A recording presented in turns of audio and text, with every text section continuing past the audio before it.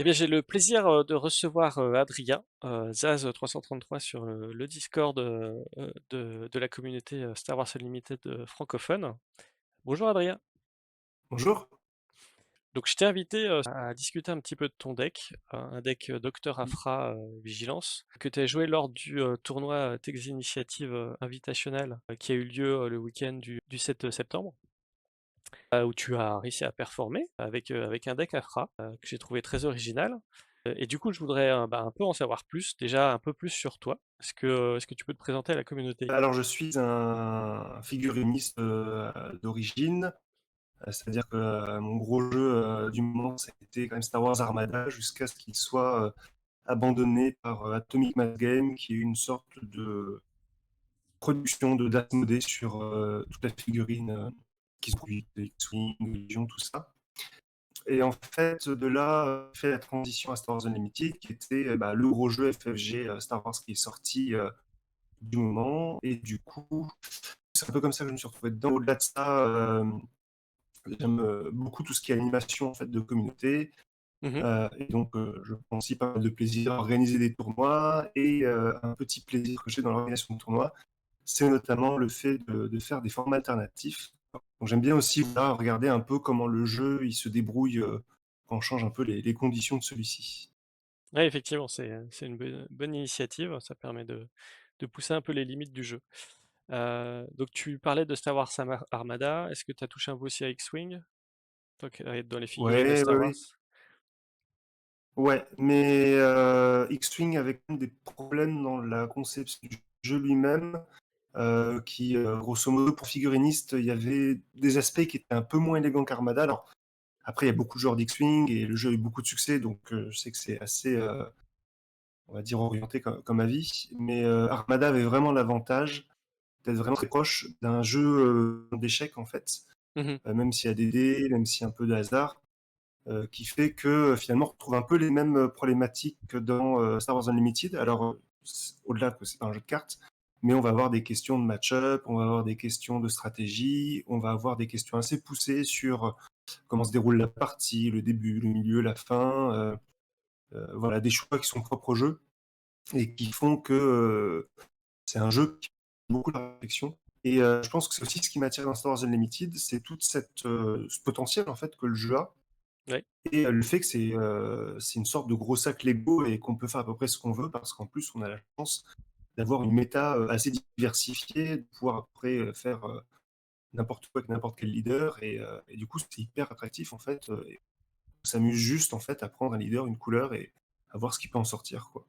Donc, tu as pu participer à un tournoi qui a été à l'initiative de Tex Initiative. Donc, c'est une chaîne YouTube américaine qui est très active sur leur Discord autour du jeu, qui propose régulièrement une ligue autour de Star Wars Unlimited, ouverte à tous, avec simplement nécessité de faire un match par semaine, je crois. C'est libre, C'est libre, d'accord. ouais.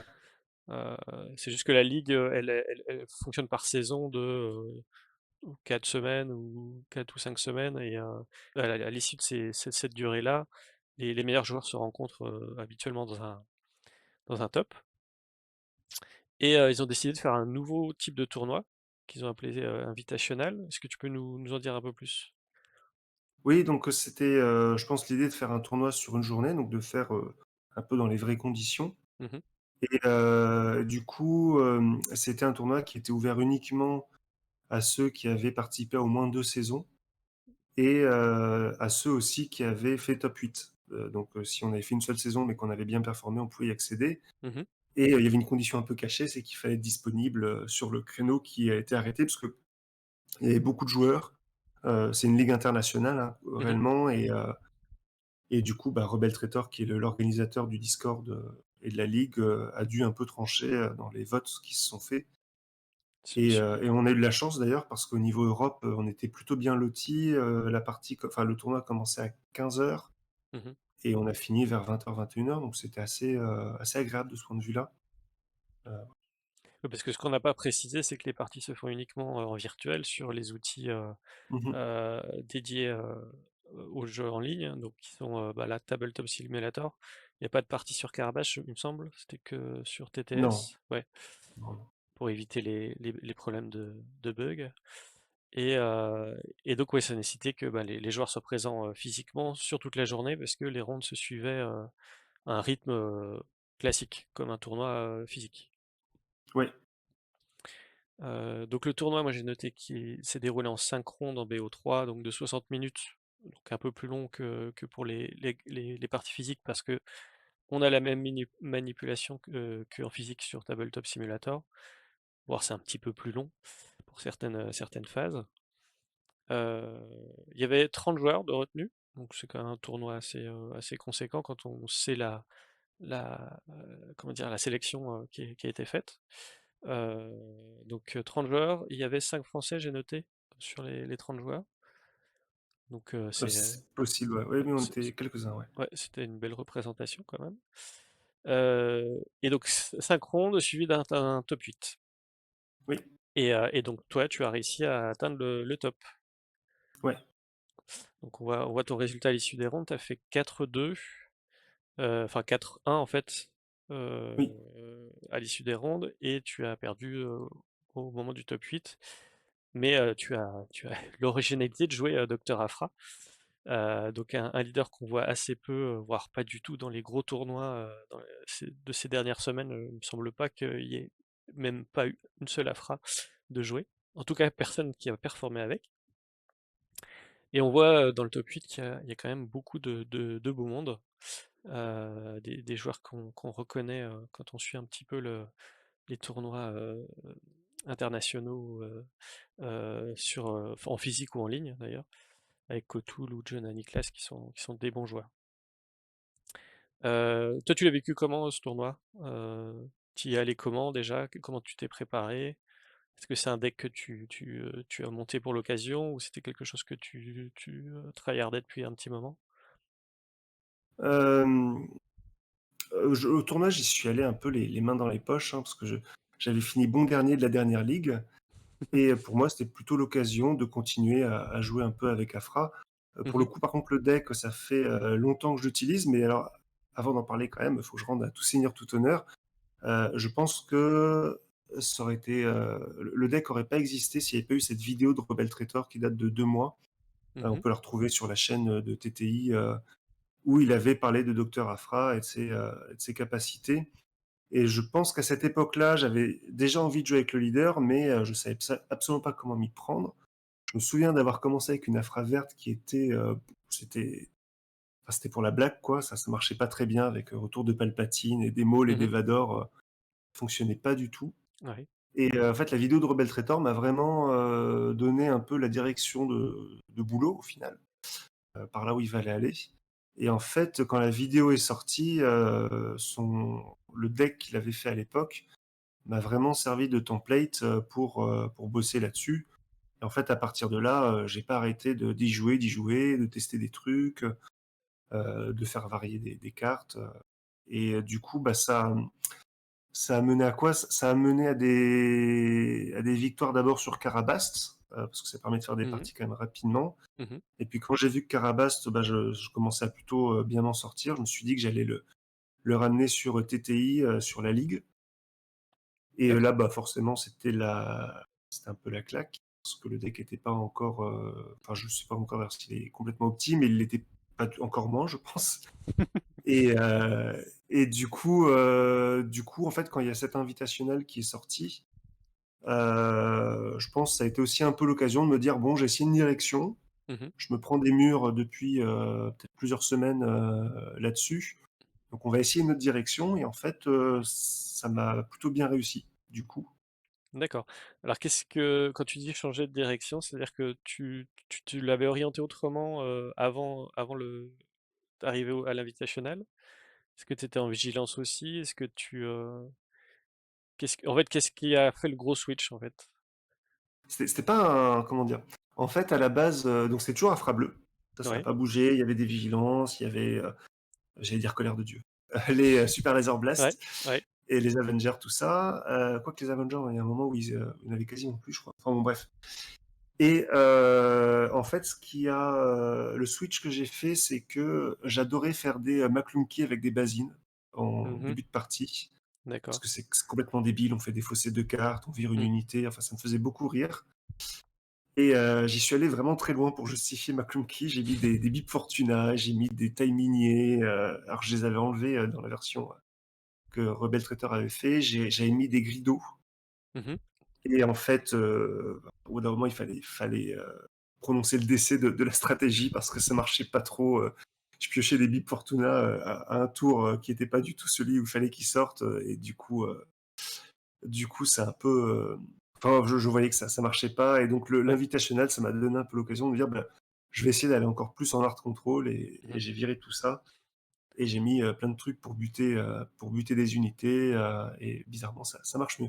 D'accord, donc tu es vraiment, voilà, tu as changé d'un contrôle de début de partie à un contrôle de fin de partie, ou Ouais, de milieu et de fin de partie, et tu constates que ça fonctionne mieux.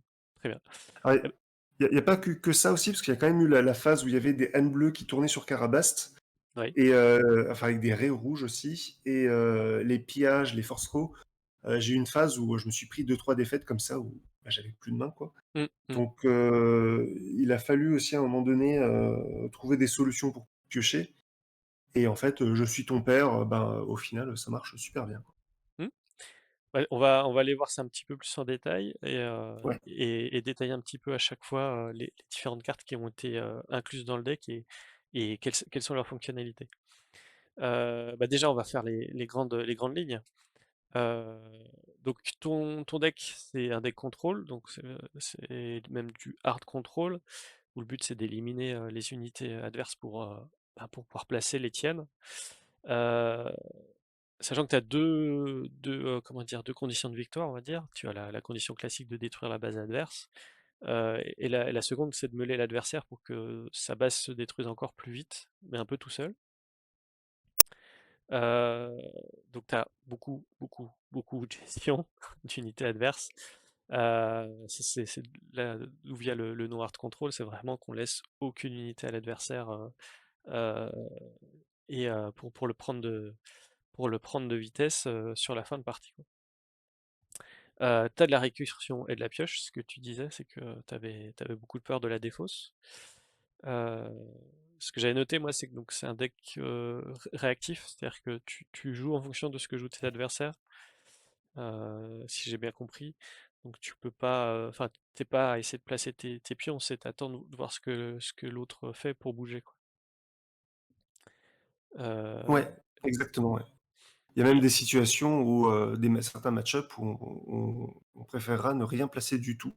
mmh Je pense à Bossk avec les primes et à Sabine avec, des embuscades et Overwhelm, mmh, qui en fait utilisent des unités terrestres pour mettre des dégâts, directs donc immédiatement.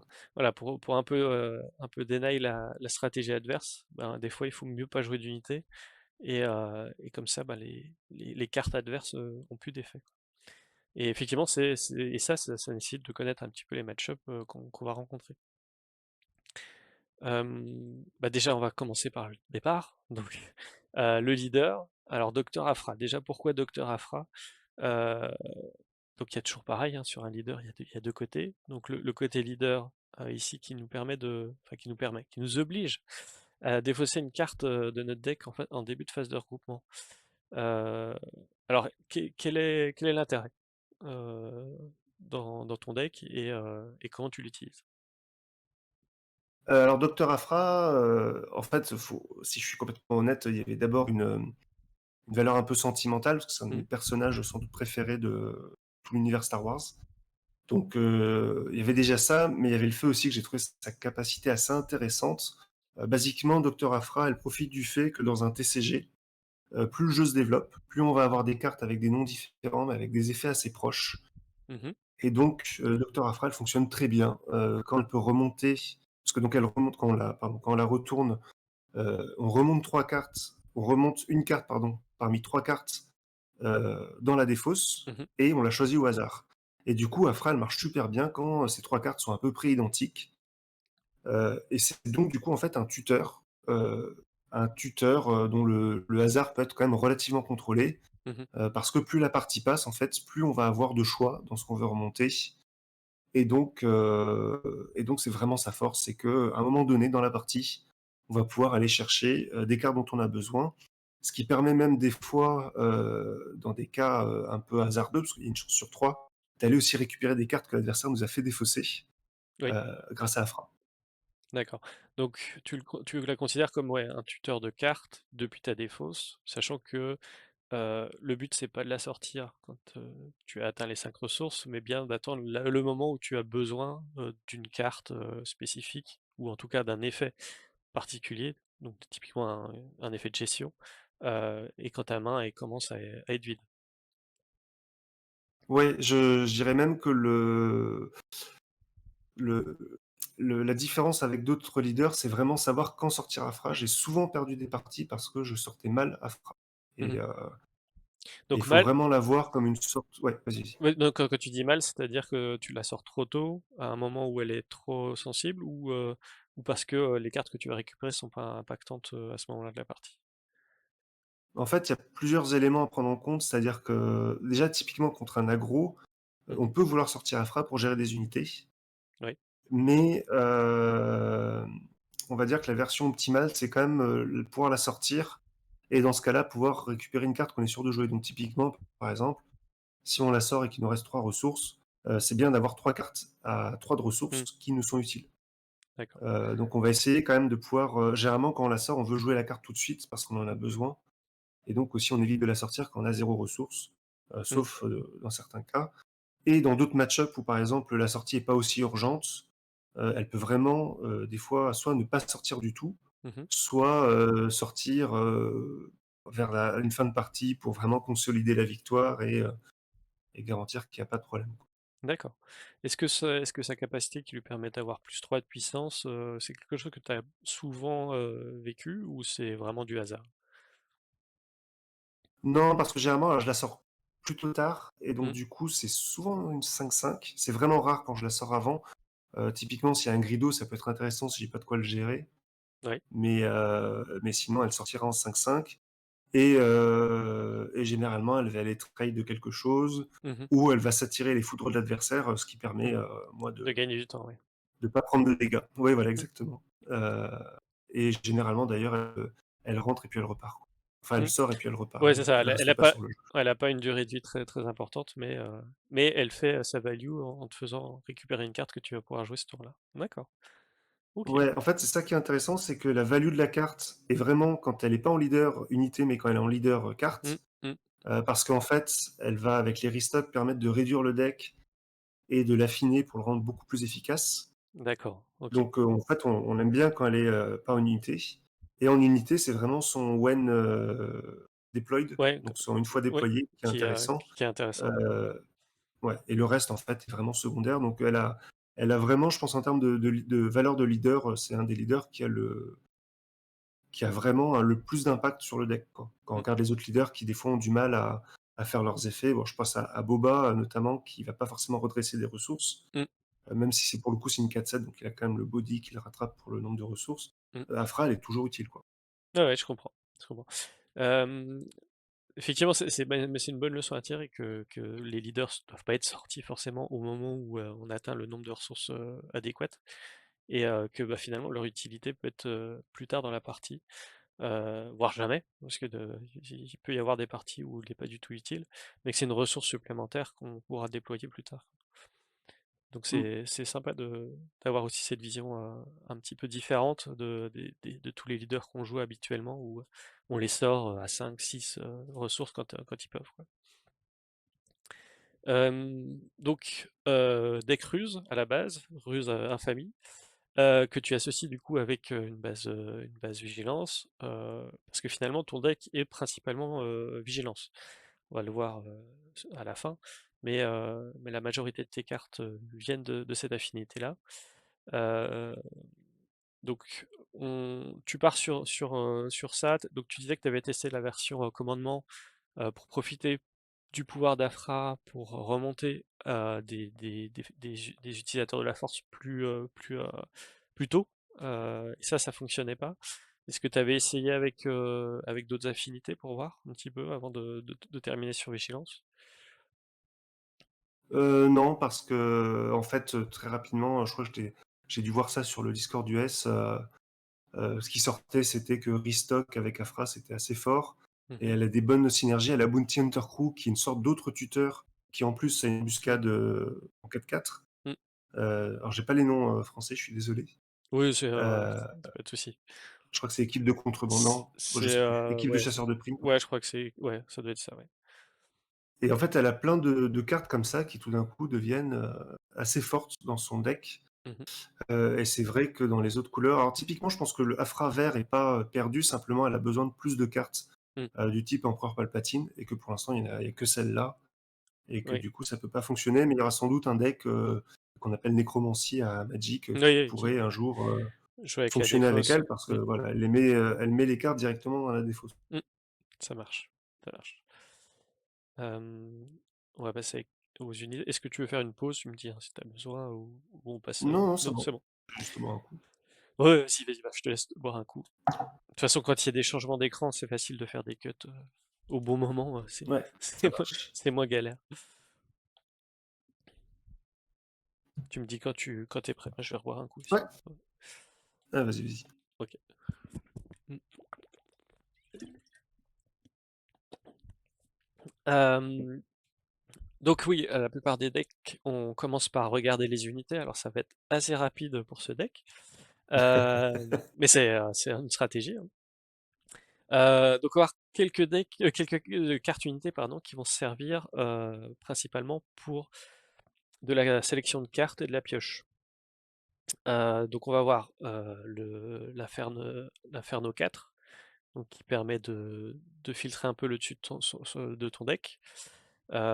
Capacité qui peut être très intéressante avec le pouvoir d'Afra qui se déclenche à la phase de regroupement.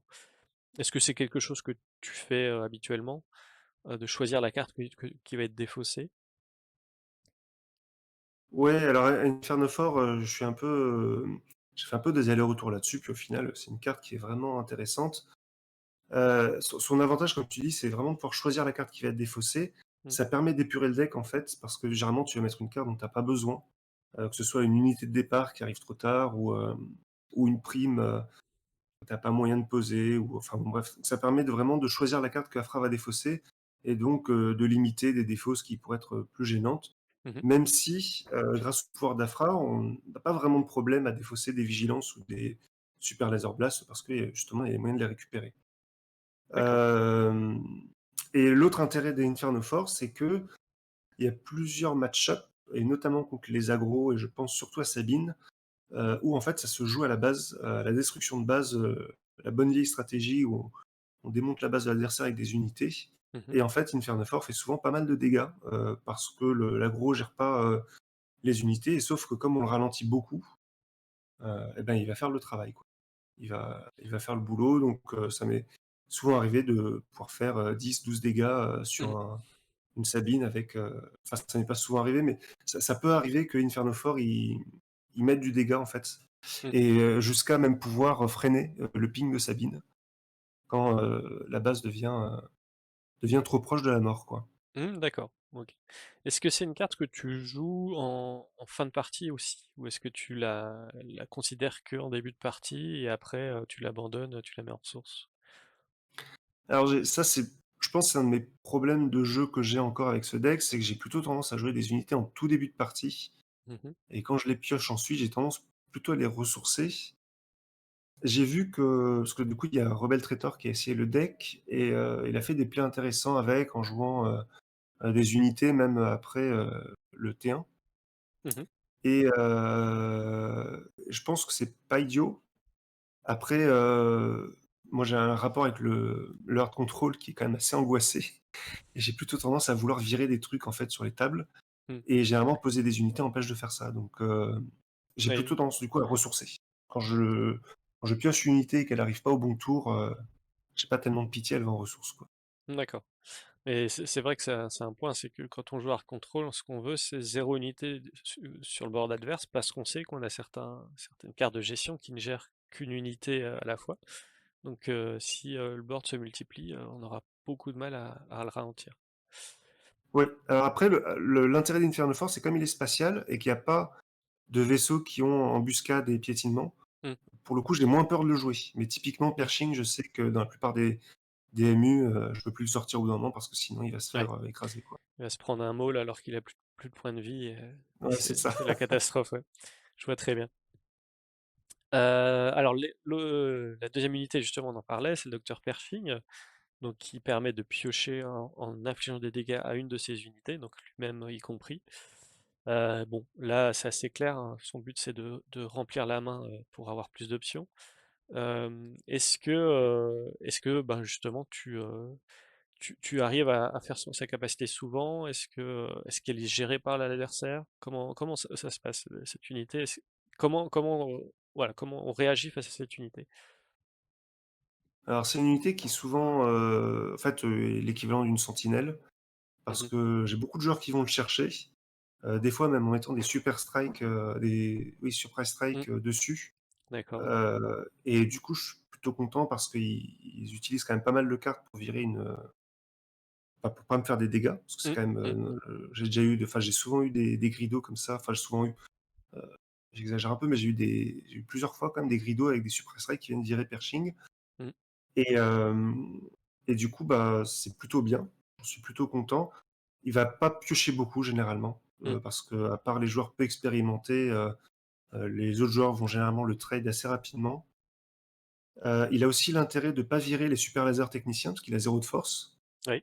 Donc, il tue pas les unités adverses, ce qui est pas vraiment un problème, vu qu'il arrive, très rapidement dans la partie, et voilà, il pioche, il sentinelle. Bon, il a pas beaucoup de value en dehors de ça, Mmh.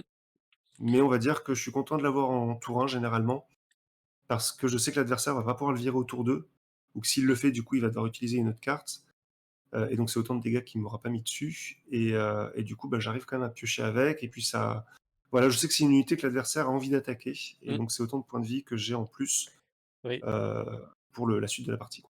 D'accord, donc c'est effectivement, du gain de temps. Peut-être plus de gain de temps que d'un gain de carte, mais finalement il fait le travail. D'accord. Ouais, La suite, c'est Basine Lethal, donc un peu l'étincelle de rébellion au côté infamie qui est sorti au 7-2. Bon, il y a pas trop de doute sur l'utilité de la carte, mais est-ce que, justement tu la joues comment? Est-ce que tu la joues comme un tour 1? Est-ce que tu la joues plutôt en contrebande? C'est quoi ta strat là sur cette unité? alors au début, je la jouais en tour 1, et en fait, j'ai un peu changé la manière de faire, et maintenant je préfère l'avoir en fin de partie, Mmh.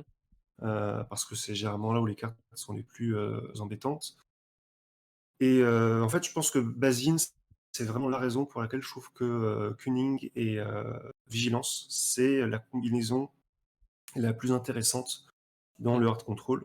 Mmh. Parce que ça permet non seulement de gérer le board, mais en plus avec, Basine, on gère, la pioche. Ouais. On gère la main de l'adversaire, et mine de rien, bah, contre les match-up un peu équivalents, ça permet de virer des restock, des vigilances.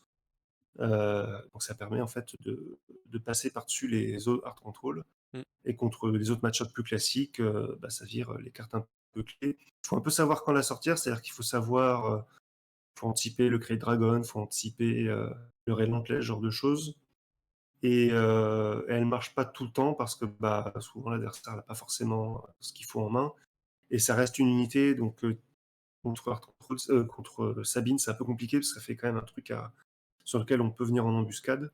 Mmh.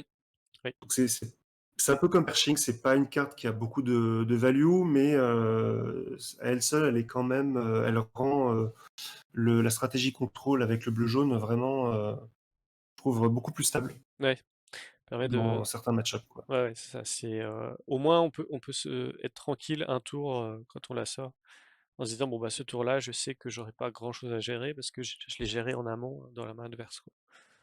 Donc Ouais, alors un point intéressant avec Basine aussi, c'est que j'en suis à une situation où maintenant, alors je sais que parce que ça, enfin je sais que Rebel Traitor a plutôt tendance à restock les vigilances pour les piocher en fin de partie, mmh. mais en fait moi je suis passé à une situation où je recycle les basines, D'accord. parce que comme elles forcent l'adversaire à piocher, elles font des dégâts, Ah, sur la fin de partie, et donc effectivement, ouais, ouais. ouais, et surtout quand l'adversaire a plus que quelques cartes en main, Ça m'est déjà arrivé de virer vraiment les dernières grosses unités de Mmh. l'adversaire et c'est un peu le désespoir, quoi et je pense que c'est des fois, c'est un peu le dernier clou dans le cercueil, quoi. D'accord, OK, bah, c'est une strat intéressante. Et donc on en parlait, c'est l'équipe de chasseurs de primes, donc qui permet, Oui, elle, de récupérer un événement de la défausse, donc une défausse qu'on aura déjà bien alimentée avec la capacité du leader et qui va nous permettre du coup, de faire de la sélection supplémentaire.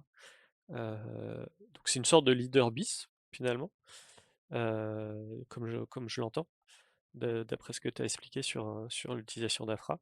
Mais encore mieux parce que, tu choisis vraiment la carte que tu récupères. ouais, c'est vraiment une carte importante dans le deck. C'est un 4e restock, c'est un 4e super laser blast, Mmh. c'est un 4e vigilance, enfin cette carte elle est fantastique. J'ai essayé de la jouer en plus d'exemplaires, mais au final, elle se gêne un peu elle-même, quand elle est, plus nombreuse parce que du coup, bah, c'est pas une carte qu'on veut piocher en plusieurs exemplaires tout simplement.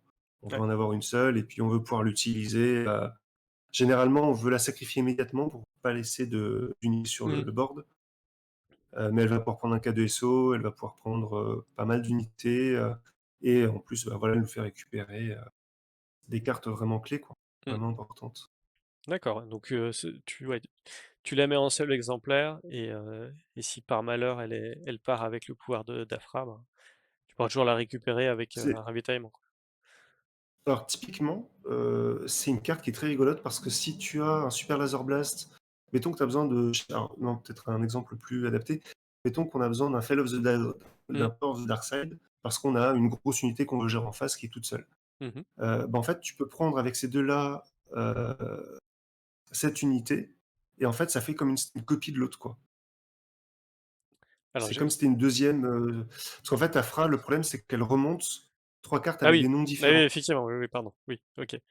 Je vois ce que tu veux dire, et ouais. du coup, ça permet d'abuser du pouvoir d'Afra. Donc, Mmh. si elle est défaussée, dans le deck, Mmh. c'est pas très grave parce qu'on est content aussi de pouvoir la sélectionner avec Afra, pour la remonter. OK, parce que, effectivement déjà son coup de 6, on le verra, sur la decklist finale, mais Afra elle a besoin de c'est des noms différents? Je sais plus, c'est les noms différents ou les coups différents? C'est des coups différents. C'est Elle a des besoin coups de différents. 5 cartes avec, 5 coups Ouais, différents, ouais. d'accord, ouais, voilà, c'est ça, c'est au niveau des coups, donc ça te permettra d'activer, l'augmentation de puissance d'Afra et heu et aussi de récupérer plus facilement des cartes. OK, ça marche. Oui, il y a effectivement ces 2 aspects à prendre en compte dans la construction de deck qui complexifient peut-être un peu le deck building, dans le choix des cartes. Et Ouais, mais pour le coup, cette carte, c'est vraiment pardon, ouais, non, elle est vas-y, en un vas-y. seul exemplaire, mais elle est vraiment, elle est centrale dans le deck, quoi. Mmh. C'est une des cartes les plus importantes, en dehors des légendaires et des légendaires qui ont des Mmh. gros effets, mais Ouais, ouais, c'est une récursion, sur patte, donc c'est très important, je comprends. On va finir sur les unités avec les finishers, donc les grosses unités que tu vas pouvoir placer pour terminer la partie, la clôturer, ou en tout cas, arriver, sur la fin. Donc le Supreme Leader Snoke, qui donne -2/-2 à toutes les unités ennemies. Moi, j'imagine qu'il n'y a pas énormément de choses qui la gèrent, facilement. Heu, tu l'as vu comment cette unité? alors je parlais des 2 unités en même temps parce qu'en fait, Mmh. Je vais les j'ai afficher les toujours un 2. peu ouais, j'ai toujours un peu hésité, je sais plus, ça a varié leurs chiffres, avant j'en avais une de chaque, enfin j'ai jamais vraiment pu les doser. Je crois que Mmh. Snoke à un moment donné est même allé en side D'accord, ouais. et en fait, hein, pour être honnête, j'ai vu des decklists de hard control, sur des Iden ou des Boba Mmh. qui sortaient. J'ai vu qu'ils en jouaient 2 de chaque et je me suis dit: «Bah, je vais faire pareil», parce que ça a l'air, d'être le bon chiffre, parce que j'avais vraiment aucune idée de, combien on jouait Ouais. et au final, 2 de chaque, bah, je confirme, c'est très bien. Ça marche bien, c'est ce qu'il faut. Alors Snoke, il est, dans mes essais, ouais, c'est vraiment un bon stabilisateur, Mmh. peut-être pas contre Sabine, parce que Wrecker et Oui, Tammy Intervention, ouais. mais contre tout le reste, ça marche, du feu de Dieu. Alors, ça fait ça win des games si on arrive à tenir contre les, Kylo, parce que généralement Mmh. Kylo joue pas d'unité qui ont 3 de force D'accord. et puis, voilà enfin c'est vraiment, une super unité pour stabiliser la game, Avenger, bah, pareil, c'est une fois qu'on a vidé un peu le board avec un super laser blast, C'est un super, follow-up. Mmh, Ça risque de changer par contre avec, le set 3 où on aura des tokens et où oui, l'Avenger sera peut-être moins, hem, évident. ouais. Après, on aura toujours Snow qui pourra vider tout le board adverse, hein, Oui, mais effectivement, ils vont se compléter et peut-être que les chiffres changeront un petit peu, hein. On mettra peut-être plus 3 Snow et un seul Avenger. Bon, ça, ouais, c'est l'avenir nous le possible, ouais. dira, quoi. L'avenir nous le dira. Après, Avenger, c'est, la carte à chaque fois que j'ai utilisée pour tuer Sabine, parce que Sabine, en fait, j'ai pas le temps de la meuler, qu'il y a le ping Mmh. et du coup Avenger, Qui bah, qui c'est va faire les simple, dégâts, 3 quoi. attaques. Mmh, Ouais, il fait 3 attaques, c'est 24 dégâts, mmh. si elle a pingé au moins une fois, c'est fini, quoi. Ouais, je comprends, ouais. Effectivement, ça reste des finishers non pas que pour stopper l'adversaire, mais aussi pour finir la base adverse, donc ça peut aller très, très vite. Bah, on va poursuivre, un peu plus, dans le deck. On va parler des événements qui est l'élément central, du deck. On va le voir parce que c'est là où on retrouve le plus de cartes. Donc on va avoir principalement de la gestion. Alors, je pense tout afficher comme ça on va pouvoir discuter un peu plus, des cartes, dans leur ensemble. On va Ouais, retrouver les on va dire le set classique de gestion, vigilance infamie, avec pouvoir du côté obscur, mettre au tapis, abattre le dragon et la chute du rival, qui ont toutes une utilité un peu différente, mais qui sont toutes très puissantes dans leur spécificité. On va avoir le clean de board avec le tir de super laser, qui détruit tout. Heu, donc ben, est-ce que, tu as réfléchi à un petit peu à comment t'allais là, tu tout mis en x3, donc c'est assez facile, mais est-ce que, tu as eu des phases où tu as hésité, où tu as travaillé un peu ça? Où tu as changé des ouais, donc cartes ou bah, je pense qu'on peut dire que les Power of the Dark Side, les takedowns, c'est classique, je vais pas revenir dessus. mmh mh. Rival Fall, je fais des allers-retours sur la valeur de 3. Mmh. C'est une bonne redondance par rapport à Entrench pour gérer le leader. Ouais. Même si, généralement on préfère Entrench à Rival Fall parce qu'il y a les primes à mettre et que c'est très rigolo de bloquer le leader, notamment Sabine qui peut plus faire son ping Oui, et de le la barder de primes avant de la tuer. avant de la détruire, ouais. Mmh. Ouais et en fait, Fall of the Dragon, c'est assez récemment que je le joue et en fait, c'est trop bien. Je sais pas pourquoi je le jouais pas avant, mais Mmh. voilà, en 3 exemplaires, ça fonctionne bien. Bon, Vigilant, je pense qu'il y a pas besoin de le présenter, hein, Oui, c'est pour je l'ai pas soigner j'ai oublié de ouais, ouais, d'afficher les pour, 2 virer dernières. des unités. Mmh. Il y a une carte qui est absente et sur lequel je reviens quand même, souvent, c'est Evacuate. La Donc légendaire qui la permet de légendaire, renvoyer ouais. les unités dans la main. Ouais. Ouais. Et Celle-là, elle a un rôle assez rigolo parce que, c'est pas une mauvaise carte et en fait, je le vois vraiment comme une sorte de bouton rouge quand on sent qu'on va perdre la partie mmh. et du coup, on reset le board, temporairement et je pense que je reviendrai dessus un peu dans le futur. Je sais pas comment parce qu'en 3 exemplaires, ça me semble trop. Mmh. C'est pas aussi fort, mais c'est intéressant. Donc Je suis ton père, la carte, du 7-1, ça j'en ai déjà parlé. Il faut de la pioche Ouais. et si on peut buter une unité pour 3, bah, c'est juste une copie de Power of the Dark Side, des fois en mieux, hein, parce que je peux buter des leaders avec, donc Mmh. c'est vraiment une bonne carte. Ça paraît pas comme ça, moi-même, j'ai souvent dit que laisser le choix à l'adversaire, c'était, C'est s'assurer d'avoir la pire option possible. ouais. Sauf que dans un art control, c'est souvent que des mauvaises options, donc du coup, bah, c'est chouette. Mmh. Parce que c'est, basiquement soit je te tue ton unité, soit je pioche des trucs pour la Ouais, tuer c'est ça, ouais. Parce qu'il et c'est d'autant ouais, non, c'est parce qu'il faut se rendre compte, en fait, quand on joue contre Art Control, c'est rare qu'on ait 2 unités sur le terrain, donc oui, c'est ça. quand on se prend un «Je suis ton père», c'est soit on perd notre dernière unité qui a certainement pas attaqué, soit on fait piocher 3 cartes pour faire ces dégâts-là et on risque de la perdre juste après. Donc c'est vrai que c'est la peste et le choléra et souvent, bon, on fait jamais le bon choix dans tous les cas. Donc Bah, je c'est pense qu'il y a pas de bon choix, hein, mmh. Non, c'est non, ouais, c'est pas il y a un choix, mais en fait, c'est un faux choix, ouais, effectivement. voilà et restock, alors pourquoi 3 restock? Je sais que c'est assez particulier à Afra ça, je pense. C'est absolument obligatoire. J'ai essayé de jouer avec 2 restock, Mmh. ça ne marche pas. On peut mourir à la meule, c'est D'accord. très triste. Il faut 3 restocks parce que, on a besoin en fait de redondance sur cette carte. C'est je pense, avec, Bounty Hunter Crew, c'est une des communes les plus centrales du deck. Mmh. Par contre, c'est tout à fait possible, là je le fais de plus en plus, de mettre des restocks en ressources en début de partie. D'accord. Hem, mais voilà quoi, c'est vraiment un chiffre qu'il faut surveiller. Il faut avoir en tête que quand je joue à Fra, j'ai toujours en tête le nombre de restocks, que j'ai dans la Mmh. défausse, dans les Qui te reste, ressources ouais. et dans le deck. Parce que, la situation dans laquelle on peut se trouver, c'est les 3 restocks, Dans la défausse, inaccessibles ouais. Mmh. et Bounty Hunter Crew, inaccessible et de Mmh. se dire que, bah, en fait, là le deck on pioche 3 cartes quand même par tour, enfin on Ouais. défausse une, mais on Oui, passe 3 c'est cartes par tour et ça ouais. peut vite, mener vers des dégâts. Mmh. Comme en plus on joue en Art Control, généralement on en cumule aussi des dégâts. C'est pas Mmh. rare que je sois à 20-25 points de vie D'accord, ouais. et juste, bah, perdre un restock, c'est mourir quoi des fois. Ouais, ouais, je comprends. Je comprends. Afficher Ah une oui, prime peut-être oui, vas-y, vas-y. ouais, ouais, la plus surprenante, ouais, j'allais venir là-dessus. Celle-là, je la joue pour l'instant, pour une raison toute simple, c'est qu'elle mélange le deck et qu'elle me Mmh. permet d'aller chercher des primes. C'est Ouais. souvent important de jouer top target, parce que c'est Mmh. ce qui va nous permettre de tenir et faire un restock. Alors ça aussi, c'est un jou avec Rebel Traitor, quand il commentait mes parties, il disait que j'avais tendance à jouer très rapidement, Ouais. restock et en fait, c'est pour cette raison-là aussi, c'est parce qu'avec, Bounty, je sais plus comment ça C'est s'appelle la carte de afficher une prime ah afficher oui, une Afficher prime. une prime. Mmh.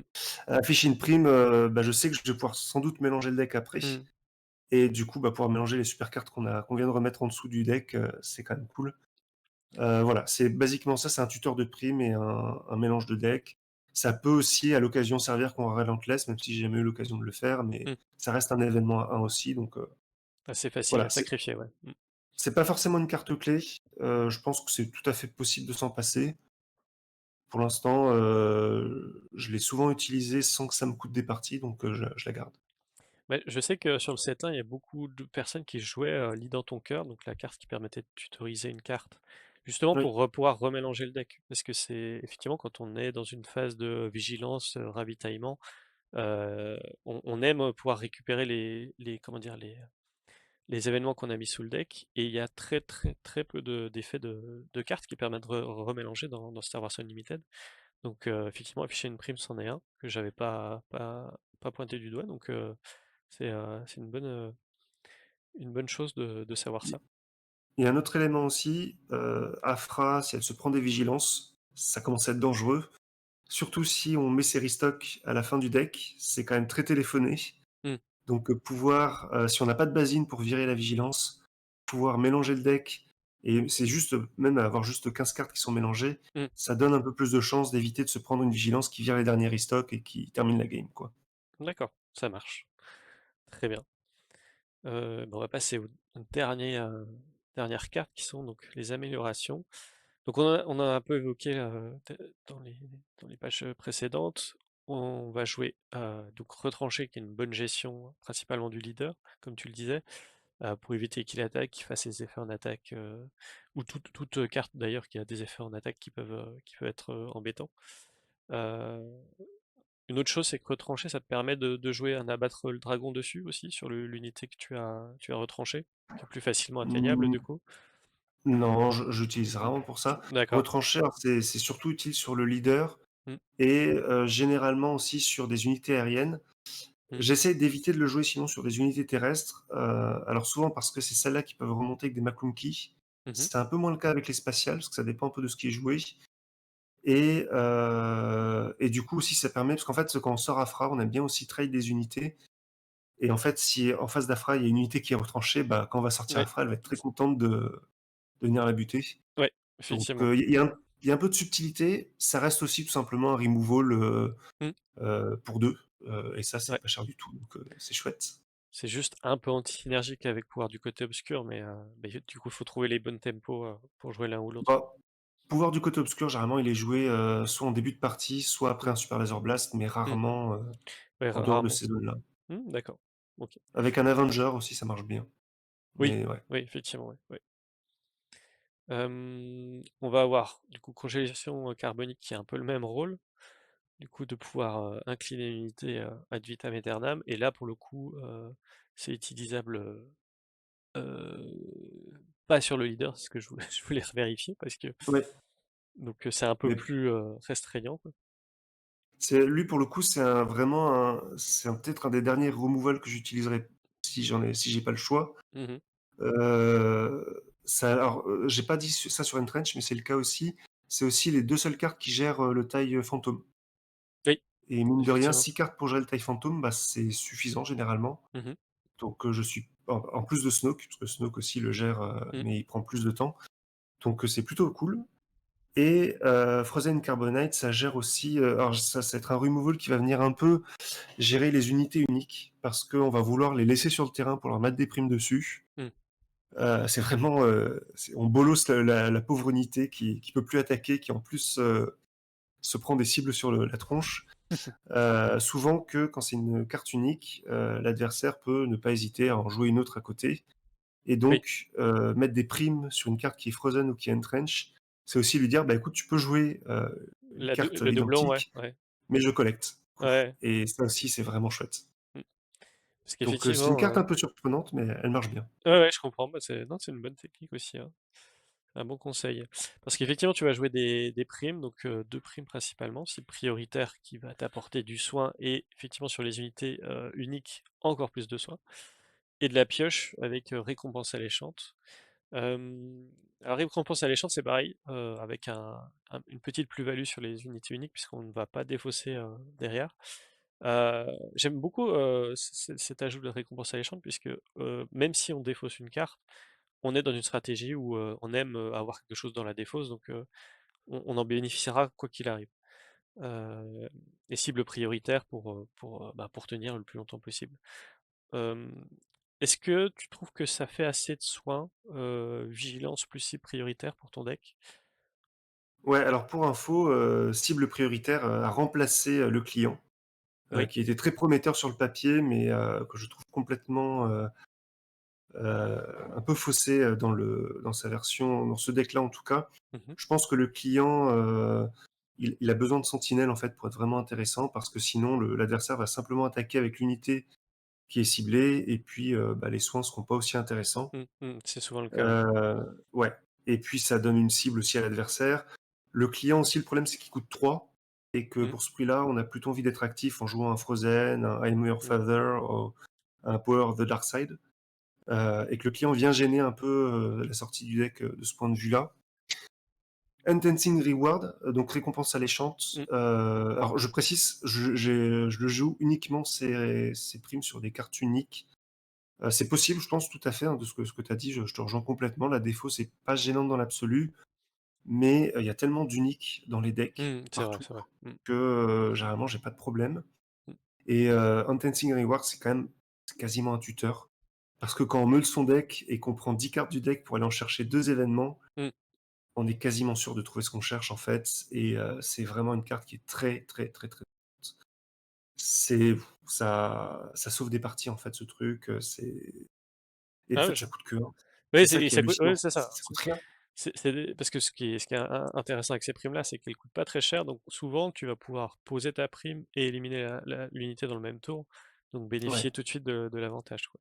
Ouais, c'est dingue, par exemple, c'est typiquement sur des gridos, Oui. c'est Noël, quoi, en Mmh, fait mmh, et ce qui est marrant avec Top Target, c'est que c'est typiquement la prime aussi qu'on aime cumuler, par exemple sur des K2SO oui. et du coup, quand le K2SO il explose, bah, on se soigne de 9 et Mmh, c'est c'est vraiment des cartes qui aident beaucoup, et qui sont importantes, je pense, pour le deck, mmh, notamment parce que Enhancing Reward, faut aussi le voir comme une pioche à 2 finalement. mmh, ouais, c'est ça, ouais, c'est de Et la donc, pioche. pour des pillages, pour tout ce qui est de la défausse, ça offre des redondances. C'est souvent, par exemple, enfin, c'est souvent, c'est pas souvent, mais ça peut parfois arriver qu'on se prenne des Spark of Rebellion et qu'en fait, bah, on a deux Super Laser Blast dans la main, Mmh, qu'on a deux Raveil Fall, et ça, c'est grâce aussi à cette carte, quoi, que ça ouais, donne ouais. des redondances assez critiques et qui sont assez cool pour le deck, en fait. Ce deck, comme en fait, là, je pense que la configuration LS, ce qui marche bien, c'est que je pioche beaucoup et que comme les cartes qui, touchent la main, je pense à Smoke and Cinder, Fumée et Cendre, Mmh, mmh. qui réduit la main à 2, sont pas du tout jouées et ben, en fait, on est vraiment bien dans ce deck quand on a une dizaine de cartes dans la main et qu'on a, 3 ou 4 solutions pour un même problème et Ouais, ouais, c'est ça, ouais. la défausse, a plus d'impact du tout, quoi. Ouais, ouais, c'est vrai, effectivement. Bah, effectivement, la stratégie de la plupart des decks, c'est de vider la main adverse contre les decks contrôle. Mais quand on est sur du hard control qui pioche énormément, la solution n'est pas là, et il faut aller encore plus vite que lui. C'est toujours compliqué. C'est toujours compliqué de trouver la bonne stratégie face à ce genre de deck. Et donc là, tu prouves effectivement que bah, la pioche, on peut l'avoir de plein de manières différentes. Donc ça permet aussi de passer par le board, de passer par des événements, de passer par des unités ou les unités adverses, parce que finalement les primes c'est ça. Donc c'est vraiment intéressant d'avoir plusieurs options. Ah oui, un intérêt aussi avec, Top Targets par rapport au client, Mhm, c'est que l'effet du client, il se finit à la fin du tour. Donc il faut vraiment le mhm, faire le tour où on veut mhm. tuer l'unité. Top Target, on peut le faire en fin de tour. Ouais, c'est ça. Tu peux le préparer le tour suivant. Mmh. L'adversaire va certainement utiliser cette unité-là pour attaquer, mais bon, au moins t'as déjà ton plan de jeu de près, quoi. Mm. Un move assez sympa d'ailleurs si on n'a pas, forcément de quoi, gérer l'unité ou si l'unité est pas très dangereuse parce qu'elle fait pas beaucoup de dégâts, c'est de jouer les primes en premier dans le tour Mm, et du coup, bah, l'adversaire se retrouve avec une unité qui tape pas assez ou pas mm, suffisamment. Il veut quand même attaquer avec, il veut jouer des cartes et du coup, on va souvent prendre l'initiative et on va pouvoir, mm. déclencher, Ouais, les c'est ça. primes, au tour suivant, quoi. Parce qu'on n'en a pas trop discuté sur la stratégie, mais la prise d'initiative, elle est très très importante dans ce genre de deck. C'est quelque chose que tu vas prendre très tôt dans les tours pour justement réagir à ce que fait l'adversaire. Et donc, C'est c'est plus compliqué, c'est assez nuancé, en fait. Je dirais que contre mm. Sabine, généralement, on veut l'initiative. Alors je crois que c'est pour éviter le ah bah tiens, le chat se réveille. Pas de souci. Attends, Donc attends, c'est pour attends, éviter, je fais une pause de 2 éviter le secondes. ping. Attends, je fais Ouais. une pause de Non, 2 non, secondes mais aussi. il risque de rester là. Comment? Il risque de rester là, le chat. Ouais, je peux, ouais. Oui, C'est pas grave, je pense qu'il y aura des miaulements durant ok, l'enregistrement. ça marche. Hein? Il est un peu Oui, oui. gueulard, mais il est gentil. Et donc, bah tiens, il est à Attends, l'écran. Et attends, je te coupe juste une seconde, vas-y. je reviens dans une seconde. Euh, oui, il y a qui est- Ah, c'était qui? Ok, ça marche. Je vais aller chercher une seconde. Hop. Oui, je te reprends, excuse-moi. Oui, Euh, donc je disais contre Sabine, généralement, enfin, un jeu d'initiative à faire parce que, basiquement, s'il nous laisse l'initiative et qu'il ouais. fait son ping, on va pouvoir détruire l'unité avant et donc, basiquement, il fera qu'un dégât par tour Mm, si on arrive à tout gérer comme il faut, mhm, ce qui est pas terrible pour lui.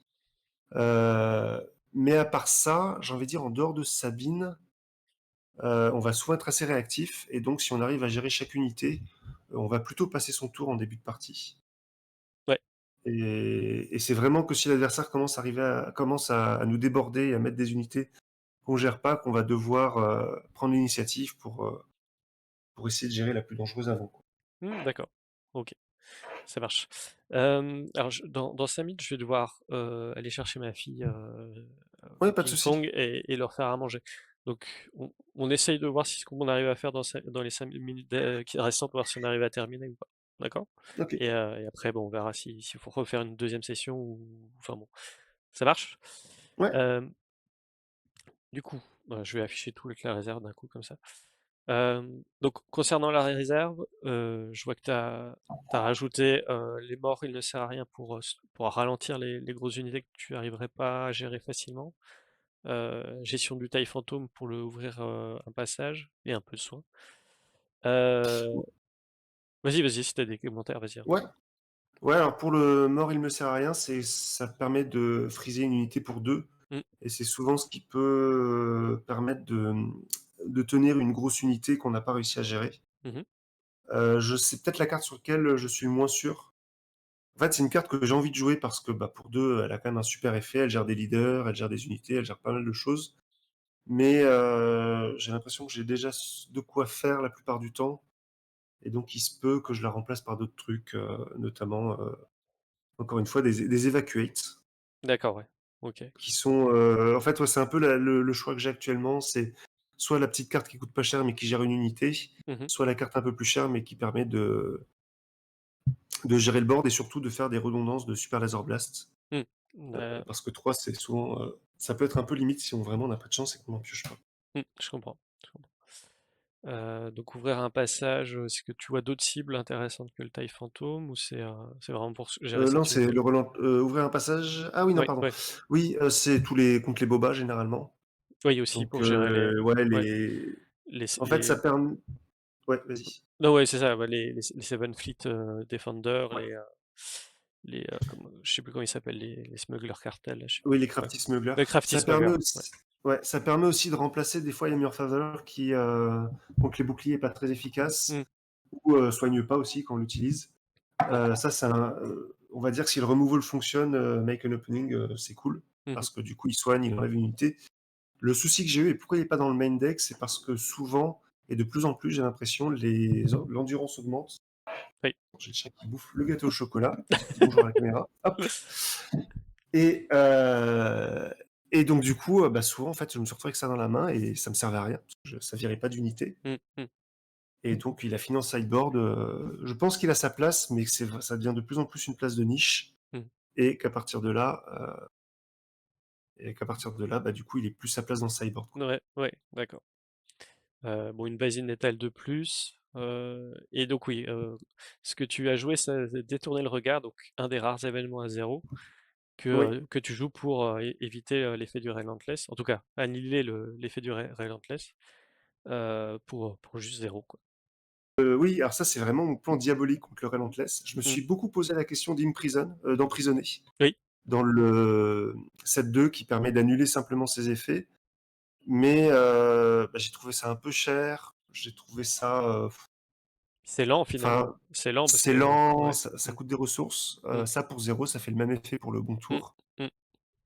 Et c'est juste rigolo à jouer parce que je pense que pas grand monde s'y attend, Ouais, d'avoir un événement à 0 qui arrive comme ça. ouais, effectivement, c'est une bonne, un bon ajout, je trouve. Ça fait une redondance aussi avec le restock, hein, bien sûr, qu'on peut bazarder contre le Relentless. Mmh. Mais on va dire que le restock, c'est un peu plus embêtant. Ça, pour le coup, ça a uniquement cette vocation-là. Mmh. Donc, ouais. OK. Après, le Relentless, il y a des moyens de jouer autour, hein. C'est-à-dire qu'on peut prendre l'initiative quand il peut le poser, jouer un événement, et comme ça, on est sûr qu'on peut le gérer s'il le pose, quoi. Oui, oui, oui, c'est ça, on peut, ouais, le jouer en prévention, ouais, ça marche. Hem, donc là, c'est, bah, le deck, que dans sa version finale. Est-ce que tu as des choses que finalement, que tu as envie de changer après ce tournoi-là, heu, qui peuvent évoluer, qui sont à tester ou des choses comme ça? Oui, alors, ça, je l'ai pas dit aussi, mais j'ai souvent joué au-delà de 50 cartes, Mmh. pour 2 raisons. D'une part, c'est parce qu'en dessous de 55, donc à 54 maximum, l'espérance de piocher un super laser blast au tour 9, elle est de 1. D'accord. OK. Donc ça réduit, alors bien sûr, si on a moins de 50 cartes, Mmh. ça augmente la probabilité, mais c'est pas, si mauvais. Et aussi parce que, bah, comme à Frameul, on est aussi content d'avoir, un peu Un plus de peu plus de cartes cartes, ouais. Mmh. pour, avoir de la marge. Là, en ce moment, je teste une version avec, Evacuate que je trouve, en fait, Ouais. enfin, qui je pense est important parce que ça gère les agros qui posent beaucoup d'unités rapidement. C'est une bonne réponse, je pense, au Han Solo, parce que lui renvoyer des unités dans la main qu'il a payé moins cher, c'est quand même pas terrible pour lui. Mmh. Et du coup, ça fait, c'est ce que je disais, c'est une sorte de super laser blast de secours, si jamais, ça sort pas. Et Ouais. une autre carte que j'essaye et que je pense qui va surtout être intéressante pour le set 3, c'est Bombing Run à 7 du Mmh. coup, vu que c'est hors aspect, qui là aussi peut faire, mal. Mmh. Et je pense notamment au Kylo, qui peut arriver un peu plus tôt que Super Laser Blast en faisant à peu près le même effet. Ouais, effectivement, ouais. Ce genre de choses, quoi. Donc c'est un peu les directions vers lesquelles je me dirige. Mais ouais, je reviens vers Evacuate et Mmh. je teste d'autres trucs. Alors j'ai testé un des trucs un peu rigolos, j'ai testé des, I am the choice, je n'avais pas le choix. Oui, Parce que je me suis souvent aperçu que j'avais, pas grand chose à jouer pour 7. Et d'accord. bah, ça marche pas terrible, mais c'est rigolo. Ouais. Bah, malheureusement, c'est pareil, là, on donne le choix à l'adversaire, donc c'est toujours un peu compliqué, quoi. Ouais, ça marche bien quand il y a que des grosses unités, mais quand il y a Mmh. une petite unité avec une grosse Mmh. unité, bah, Mmh. ça fait pas grand chose. Hem, ouais, il y a ça, il y a le fait que, qu'est-ce que j'avais testé aussi que j'ai une dernière chose, alors les Spark of Rebellion, il y avait un moment où je Oui. tournais avec 3 basines et une Spark dans le deck Mmh. et c'était absolument terrifiant pour l'adversaire parce que j'avais beaucoup de défausses. Mmh. Et bah, pour des raisons de stabilité, je suis revenu un peu là-dessus. Je commence à faire le chemin en arrière parce que là, je teste un deck avec 52 cartes, je crois. Donc du Ouais. coup, il y a 3 basines ou 54 même, je crois qu'il y a 50, je sais plus. Mais pour remettre des Sparks, en fait, en side, parce que D'accord. contre Palpatine, ça peut être assez efficace, en fait, pour virer, Les avant qu'ils grosses arrivent à sortir les les grosses unités, Palpatine ouais. Return et les Relentless, ouais. Mmh. D'accord. OK. OK, OK. Donc un peu plus de gestion de main pour, prévenir un peu plus, l'avancée, adverse. OK. Ouais, C'est vrai que selon c'est les ça. match-up, ben, on va plutôt, privilégier, la main plutôt que le board, pour gérer en fait les grosses menaces, quoi. Oui, alors oui, et aussi, pardon, régional gouverneur, mais là, c'est pareil, je pense que sans sentinelle, c'est compliqué à justifier. Mmh, mmh. Ça va pas tenir très longtemps, C'est ça. c'est ça le Et puis, problème. il va pouvoir l'adversaire pourra utiliser ses removal ou tout ce qu'il Mmh. peut, pour le faire, donc ouais, c'est Ou pas ces embuscades, ouais, effectivement ça va. ouais. C'est toujours un peu compliqué de garder des petites unités, terrestres, malgré leurs bons effets. Un truc aussi que je peux préciser sur la construction générale du deck, j'ai un peu sacrifié le Tourin, parce que le Oui. but aussi de jouer les tailles, miniers, les Bib Fortuna, les Grido, tout ça, c'était pour avoir des ou les Utes, les Cloud Rider aussi, qui étaient Mmh. dans le deck, à la base. C'était d'avoir du Tourin et en fait, je me suis aperçu que c'était pas vraiment très intéressant. Il y a les Infernafor et il y a les Pershing, si on les pioche, on est content, Mmh. mais ce qu'il faut regarder dans ce deck, c'est surtout le tour 3 parce que c'est à partir de là qu'on va généralement gérer des unités. Eh ben, merci beaucoup pour tous ces précieux conseils ce deck. La façon dont tu l'as construit, comment tu utilises les cartes, il y a beaucoup de bons conseils que je trouve, très très intéressants pour les joueurs, nouveaux et expérimentés, parce qu'on voit pas forcément tout. Heu, je te remercie pour le temps que tu as passé pour nous expliquer tout ça et puis j'espère, te revoir bientôt. Donc tu as prévu des tournois, bientôt, en physique? Oui, donc je vais aller au Showdown, un à Toulouse et un à Montpellier, donc à Fantasy Sphere pour Toulouse et Mmh. à Excalibur pour Montpellier et sans doute au plein de qualifieurs de, Toulouse De et Toulouse, ah oui OK. et j'irai aussi au tournoi en équipe, en octobre à Montpellier, à 3. D'accord. On essaiera de représenter un peu, la méta de Perpignan et la fameuse méta de Perpignan. Un truc que j'aimerais dire aussi, qui me tient à cœur sur ce deck, j'ai jamais deck build avant. C'est-à-dire que je suis plutôt du genre à prendre des decks qui me plaisent Mmh mh. et à les jouer pour essayer de les comprendre. Je pense que c'est la plupart de ce que font les joueurs, parce que ça prend du temps, quand on part vraiment de zéro. Mmh. C'est-à-dire quand on prend un deck qui est pas joué.